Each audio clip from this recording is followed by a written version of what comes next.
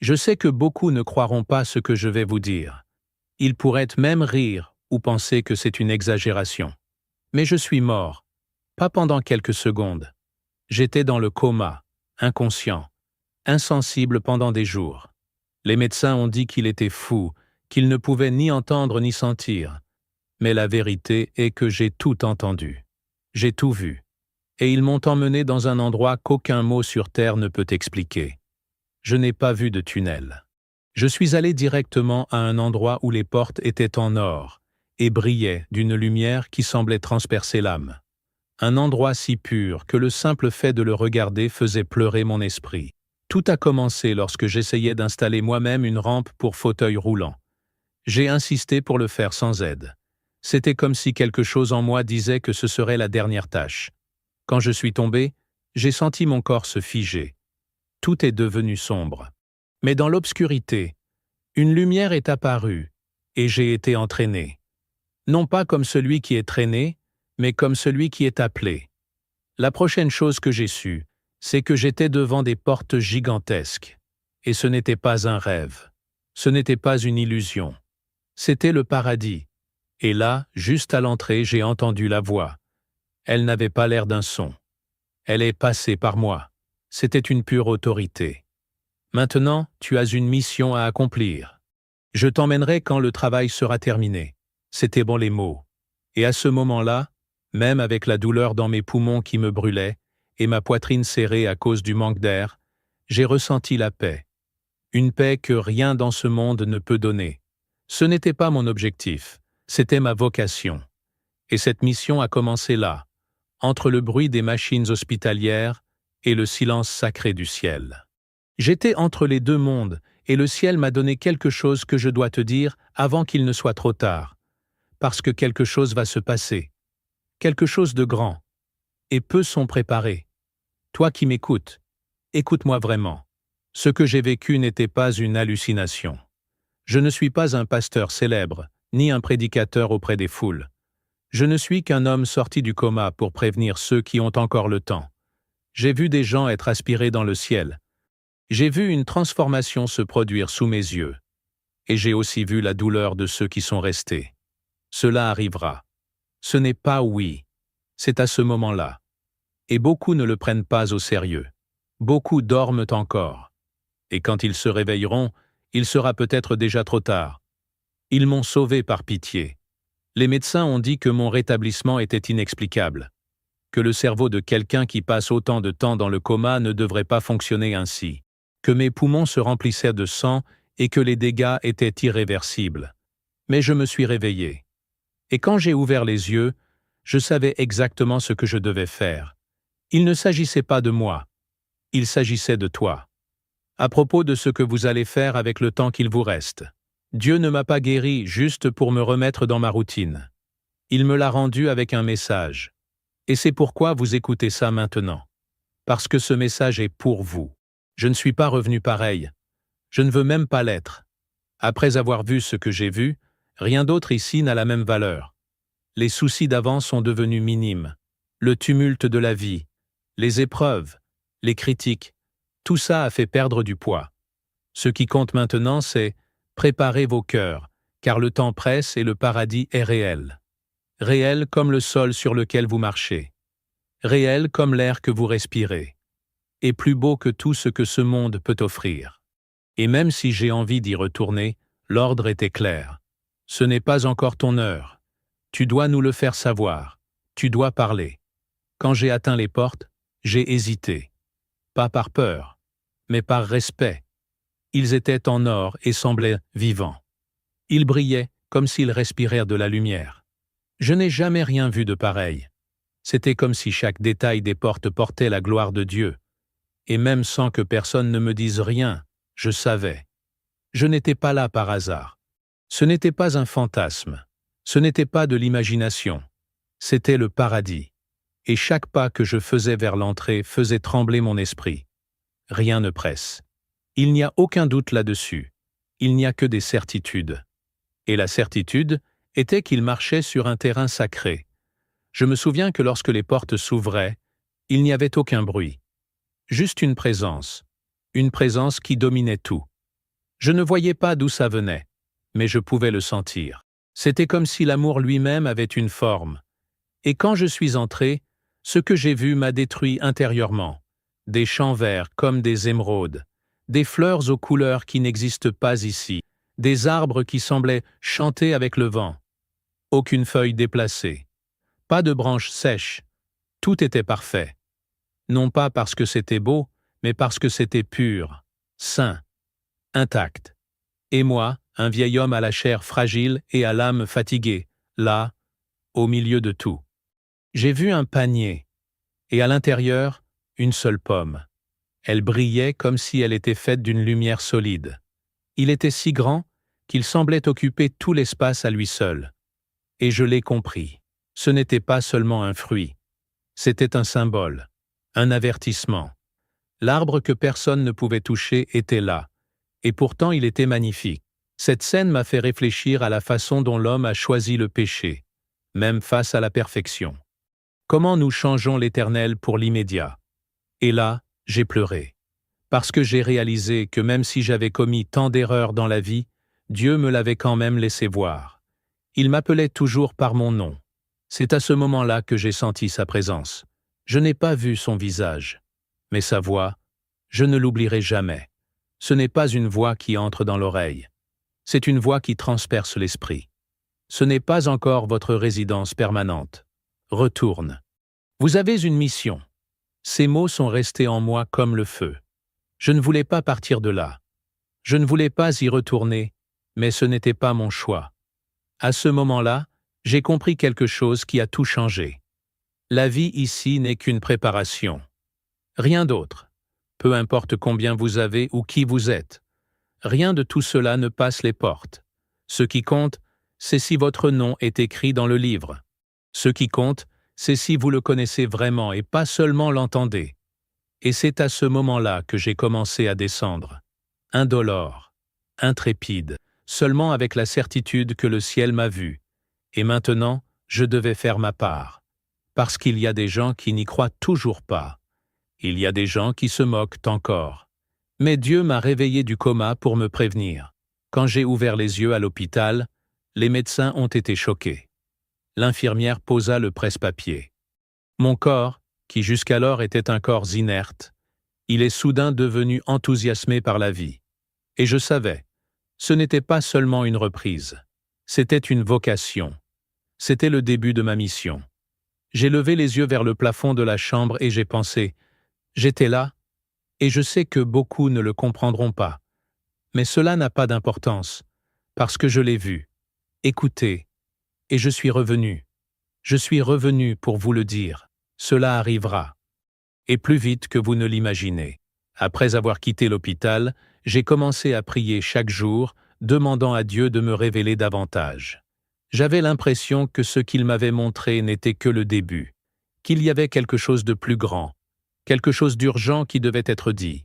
Et c'est un matin que tout a encore changé. Je me suis réveillé en sueur et avec mon cœur qui battait à tout rompre. C'était comme si j'avais été arraché à mon rêve. La pièce était silencieuse, mais quelque chose en moi criait. Puis j'ai fermé les yeux et j'ai demandé « Seigneur, s'il y a encore quelque chose que j'ai besoin de voir, montre-le-moi. » Et il répondit « Mais pas comme je m'y attendais. » Il m'a emmené. Une fois de plus. Dans le rêve, j'étais à la maison. Il était tôt. Je me suis levé, j'ai pris les clés et je suis allé directement à l'église. Cela semblait être n'importe quel autre jour. Mais quand j'ai ouvert la porte et que je suis sorti, j'ai réalisé que quelque chose n'allait pas. Le ciel était gris. Ce n'était pas nuageux. C'était oppressant. Les rues étaient en vide. Les quelques personnes que j'ai vues couraient, se cachaient, criaient. Certains m'ont prévenu depuis l'intérieur de leur voiture. « Rentre chez toi! Ferme la porte !» Mais ils n'allaient pas revenir. Quelque chose me tirait. Je devais y aller. Même sans comprendre, même avec peur. C'était comme si un poids invisible pesait sur la ville. Je suis arrivé à la porte de l'église et j'ai essayé de l'ouvrir. Mais avant que la clé n'entre dans la serrure, une voix m'a parlé. Ce n'était pas n'importe quelle voix. C'était ferme, fort, surnaturel. Va dans les montagnes, car là-bas j'ai besoin de te parler. Je me suis arrêté. J'ai regardé autour de moi. J'ai baissé la tête. J'ai essayé d'insister. J'ai remis la clé. Et la voix est venue une seconde fois, plus forte. Allez à la montagne. Mes yeux se sont remplis de larmes. Je ne voulais pas y aller. Je ne savais pas comment. J'ai dit, Seigneur, je ne suis qu'un vieil homme. Comment vais-je grimper seul? Et cet endroit est désert. Mais il n'a pas réagi comme un homme. J'ai commencé à marcher. Non pas parce que je le voulais, mais parce que j'en étais convaincu. Les rues étaient recouvertes de fines cendres. Le vent a apporté de la poussière. La ville semblait dévastée, comme si une bombe avait explosé. La colline devant moi était grise. Tout autour de lui était gris. Il n'y avait pas de vert, il n'y avait pas de vie. Mais je suis monté. Effrayé, les larmes aux yeux, mais je suis monté. Et à chaque pas, sa présence devenait plus forte. Le silence était absolu. Mais l'esprit brûlait. Quelque chose de grand était sur le point de se produire. Et je n'étais pas là par hasard. Lorsque j'ai atteint le sommet de la colline, une douleur a explosé dans ma poitrine. J'ai commencé à pleurer, strident. Seigneur, que se passe-t-il? Pourquoi tout est-il détruit? Que veux-tu me montrer? Et pendant un instant, Dieu était silencieux. C'était un silence qui faisait plus mal que n'importe quelle réponse. Et puis il a dit, « Recherchez, regardez les cieux. » Et quand j'ai levé les yeux, j'ai vu. Les gens se laissaient emporter. Ils ne flottaient deux pas comme dans les films. Mais ils étaient nuls, comme s'ils étaient attirés par une force qui n'était pas de ce monde. Tous en silence, tous transformés. Aucun d'eux ne se reconnaissait. Aucun d'eux ne communiquait. C'était le ravissement. Je me suis jeté dans les cendres. J'ai commencé à pleurer comme un enfant. « Seigneur, pourquoi est-ce que je ne monterai pas aussi? J'ai fait ce que tu as dit. Je t'ai loué, j'ai nettoyé ta maison, j'ai aidé ceux qui en avaient dit besoin. » Mais le ciel restait silencieux. Et la peur m'a pris comme jamais auparavant. La douleur de ne pas avoir été prise était plus grande que n'importe quelle maladie, n'importe quelle souffrance. J'ai commencé à pleurer, mendicité, demander grâce. Et c'est à ce moment-là, par sa grâce, j'ai senti mes pieds quitter le sol. Ils me soulevaient, lentement, avec des larmes, mais avec de l'espoir. Il était encore temps. Il y avait encore un but. Alors qu'il me portait à l'étage, mon corps tremblait encore. Je ne comprenais pas pourquoi tout semblait si calme. Pas de son, pas de cris, pas de confusion. Les gens ont été emmenés en silence. Ils ne se regardaient point pas. Ils ne parlaient puis pas. Ils ne souriaient puis pas. Ils étaient comme en position de salut, paralysés par quelque chose que seul le ciel pouvait expliquer. Je les ai regardés, et j'ai essayé de reconnaître quelqu'un. Mais personne n'avait le même aspect qu'avant. Leurs visages brillaient, leurs vêtements avaient un éclat qui n'était pas de cette terre. Et même au milieu de cette foule emportée, j'avais l'impression qu'ils étaient peu nombreux, très peu. Et c'était la partie la plus douloureuse. J'ai regardé autour de moi et j'ai dit, « Mais Seigneur, où sont les autres? » À cause des églises que j'ai vues pleines, d'après les vidéos que j'ai vues sur les réseaux, pour les évangélistes, pour les prophètes, pour les multitudes qui ont prononcé ton nom. Mais là, seule une poignée est montée. C'était un silence de gloire mêlé à la douleur de l'absence, et je me sentais triste à l'intérieur. J'ai recommencé à pleurer, parce que je savais que beaucoup étaient y restés. Des gens braves, des gens religieux, mais peut-être que leur cœur était trop éloigné. Et au sommet, ce n'est pas l'apparence qui compte, c'est la vérité du cœur. Même sans parler, j'ai senti que les gens qui montaient étaient soulagés. C'était comme si ses yeux disaient « Cela en valait la peine. Cela valait la peine d'endurer la douleur. Cela valait la peine d'être rejeté. Cela valait la peine d'être seul quand tout le monde s'éloignait. Cela valait la peine de ne pas nier le nom de Jésus. » Et cela m'a brisé intérieurement, parce que j'ai ressenti ce soulagement aussi, ce sentiment que tout avait un sens, que chaque larme avait de la valeur, que chaque démission reste dans les mémoires. La montée n'a pas été facile. C'était intense, mais plein de certitude. Et plus j'allais haut, plus je ressentais une paix qu'aucun mot ne peut expliquer. C'est alors qu'une pensée m'est venue qui m'a déchiré intérieurement. Et ceux qui sont restés, ceux qui se moquaient, ceux qui plaisantaient, ceux qui disaient « un jour je changerai », ceux qui étaient dans l'Église, mais ne se sont jamais vraiment donnés. Et j'ai pleuré pour eux. J'ai pleuré pour les opportunités perdues, pour les appels ignorés, pour les messages inouïs. Et même à travers les larmes, Dieu m'a parlé. Il faut prévenir. Vous devez raconter ce que vous avez vu, parce que je reviendrai. Et je reviendrai bientôt. La demande n'était pas une suggestion, c'était un envoi, une mission directe. Soudain, mon corps a commencé à descendre. J'ai crié « Seigneur, ne me laisse pas repartir. Emmène-moi avec toi. Laisse-moi rester. » Mais la voix revint. Ferme. Ce n'est pas encore ton heure. Vous avez beaucoup à faire. Il faut revenir en arrière et parler. Et tandis que je descendais, quelque chose a changé. Le ciel a commencé à se fermer. Les nuages sont revenus à leur place, mais mon cœur brûlait maintenant de quelque chose que je n'avais jamais ressenti. Lorsque mes pieds touchèrent à nouveau le sommet de la colline, tout était différent. Les cendres avaient disparu. Le vent soufflait vert. Ce même endroit désert était désormais un jardin. Les fleurs sont de retour. La couleur est revenue. Et je savais ce que cela signifiait. Dieu disait, « Il y a encore de l'espoir.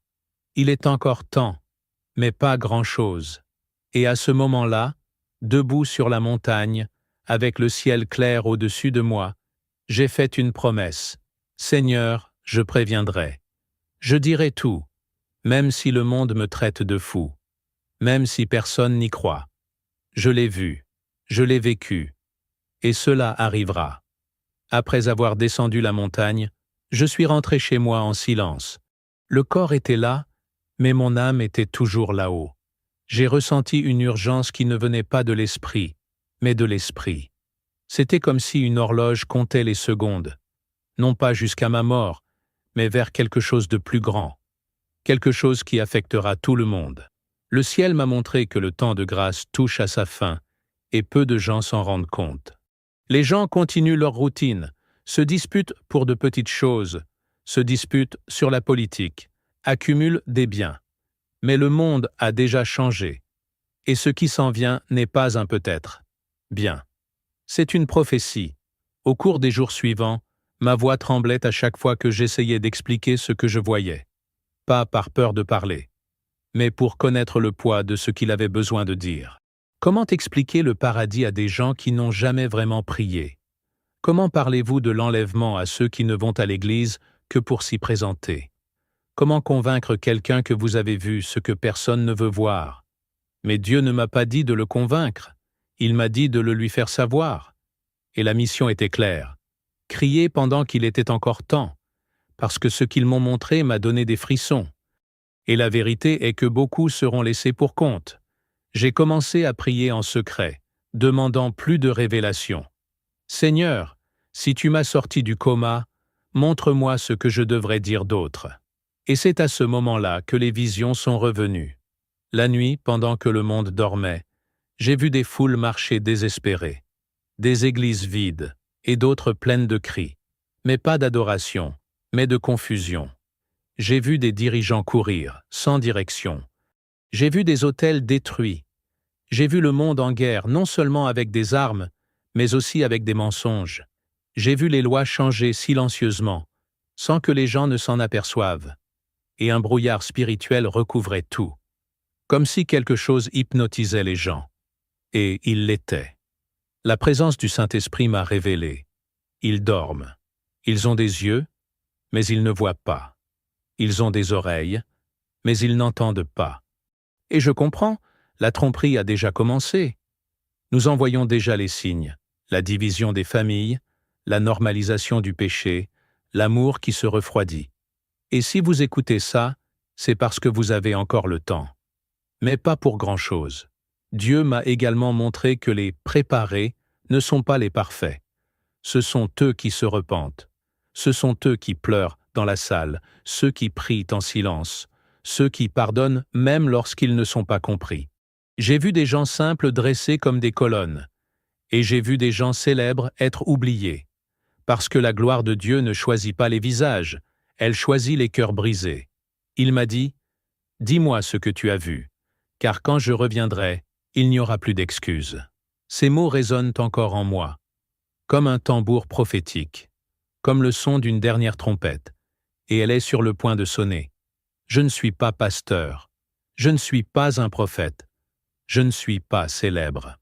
Mais je suis ressuscité dans la miséricorde pour vous dire, se préparer. N'attendez pas le signal final. Il se peut que cela n'arrive pas comme vous l'imaginez. Le ciel que j'ai vu n'était pas une légende, il était réel. Et la terre que je vois maintenant est différente. Quelque chose arrive, quelque chose de spirituel, et seuls ceux qui resteront fermes sur le rocher survivront. Alors écoutez avec votre cœur. Jésus est à la porte. Et quand il ne viendra pas avec des panneaux d'avertissement. Il viendra comme un voleur. Et seuls ceux dont les oreilles sont sensibles au ciel entendront l'appel. Après mon retour du coma, plus rien ne me satisfait comme avant. La nourriture a le même goût, mais elle ne me nourrit pas de la même manière. Les conversations sont les mêmes, mais elles ne sont pas enrichissantes. C'est comme si mon corps était ici, mais mon esprit est toujours de l'autre côté. Et chaque jour qui passe, je remarque que les gens sont de plus en plus distraits. Tout le monde semble trop occupé pour remarquer ce que Dieu dit. Mais il parle, par les signes, par les rêves, par la parole. Il n'écoute tout simplement pas ceux qui ne le veulent pas. Ceux qui ne le cherchent pas, ne le voient tout simplement pas. Aujourd'hui, les gens confondent la routine de l'Église et l'intimité avec Dieu. Ils pensent que prier en public est plus important que pleurer dans leur chambre. Il vaut mieux chanter à haute voix qu'obéir en silence. Mais j'ai vu avec mes yeux spirituels, beaucoup de ceux qui prêchent resteront, et beaucoup de ceux qui se cachent pour prier se lèveront. Parce que Dieu ne regarde pas le programme spirituel. Il voit ce que personne ne voit. Sonder le plus profond. Et cela m'a montré qu'il y a des gens qui jouent avec la grâce, se moquent de la miséricorde, s'appuient sur la religion comme si c'était une bouée de sauvetage. Mais ce n'est pas le cas. Ce qui sauve, c'est la vraie repentance. Dieu m'a fait ressentir la douleur de ceux qui resteront. Et c'est un désespoir qu'aucune prison ici sur terre ne peut provoquer. Il ne s'agit pas seulement de rester, mais de savoir que vous en avez eu l'opportunité. Qui a entendu l'avertissement? Qui a vu les signes? Et il l'a ignoré, qu'il préférait plaire au monde plutôt qu'obéir au ciel. C'est un sentiment d'abandon, mais pas parce que Dieu nous a abandonnés. C'est parce que la personne a décidé de ne pas écouter. Et à ce moment-là, le statut n'a aucun sens, la position n'a aucun sens, les adeptes n'ont aucun sens. Il parlera de bris. Il vous dira combien vous avez réellement donné de vous-même, loin des projecteurs. J'ai vu le temps s'accélérer. J'ai vu des décisions politiques se prendre en coulisses. J'ai vu des chefs religieux rejoindre des gouvernements qui rejetaient auparavant la foi. J'ai vu la croix être échangée contre des drapeaux. Et une tristesse s'est emparée de ma poitrine, parce que beaucoup ne réalisent pas que tout cela a déjà été écrit. Vous êtes déjà prévenus. Jésus en a parlé. Les signes sont au ciel, sur terre et même dans le cœur de ceux qui discernent encore l'esprit. Mais le monde est engourdi. Les gens sont entraînés à se moquer du ravissement, de l'éternité et du jugement. Et pendant ce temps, le ciel regarde, en silence. Dieu m'a dit quelque chose que je porte avec moi jusqu'à présent. La dernière chance pour beaucoup sera d'écouter cet avertissement. Et c'est pour ça que je parle. C'est pour ça que j'enregistre. C'est pour ça que je fais face aux critiques, aux moqueries et aux regards croisés. Parce qu'il ne s'agit pas de moi. Il s'agit d'âmes. J'ai vu la douleur de ceux qui sont restés. J'ai vu le vide dans les yeux de ceux qui ont compris trop tard. Et si je peux empêcher quelqu'un d'autre de ressentir cela, cela valait la peine de revenir. Même si une seule personne se réveille, cela en vaut la peine. Parce que le salut est personnel. Et personne ne pourra en blâmer une autre. Pour le dernier jour, chacun sera responsable. Tout le monde entendra votre nom. Ou pas. Si vous écoutez ce message en ce moment, N'endurcissez pas votre cœur. Peut-être que tu es loin. Peut-être que je ne l'ai jamais pris au sérieux. Mais si vous avez écouté jusqu'ici, c'est parce que Dieu vous appelle toujours. Il est encore temps. Mais ne vous y trompez pas. Ce n'est pas grand-chose. Ne vous fiez pas à l'idée que, un jour, je changerai. Parce que c'est aujourd'hui. Et l'appel est maintenant. Il ne s'agit pas de religiosité. C'est une question de regret. Reconnaître qu'il faut être lavé, transformé, préparé. Parce que le roi revient. Et seuls ceux qui sont préparés montreront. Qui est propre? Toute personne sensible. Le jour où j'ai décidé de partager tout ce que j'ai vécu, j'ai tremblé. Ce n'était pas la peur des gens. C'était le poids de la responsabilité. Parce que c'est une chose de raconter un beau témoignage. Une autre chose est de charger une alerte, qui confrontera le confort spirituel de nombreuses personnes. Je savais qu'ils me critiqueraient. Je savais qu'ils me traiteraient de fou, de fanatique, de menteur. Mais ils savaient aussi que garder le silence équivaudrait à désobéir. Et je ne suis pas revenu du coma pour garder le silence. Je suis revenu pour parler, même si personne ne voulait écouter. Parce que telle est la mission. Et ce qui me l'a donné, c'est le paradis. La première fois que j'ai parlé en public, j'ai ressenti des regards moqueurs. Certains ont feint d'être intéressés. D'autres baissèrent la tête. Certains ont même ri. Mais au fond, j'ai vu quelque chose dans les yeux de beaucoup de personnes présentes. Peur. J'ai peur que ce soit vrai. Peur de voir l'enlèvement comme un événement réel et non comme une métaphore. J'ai dit, ça va arriver. Et il a répété. Parce que ce n'était pas une opinion.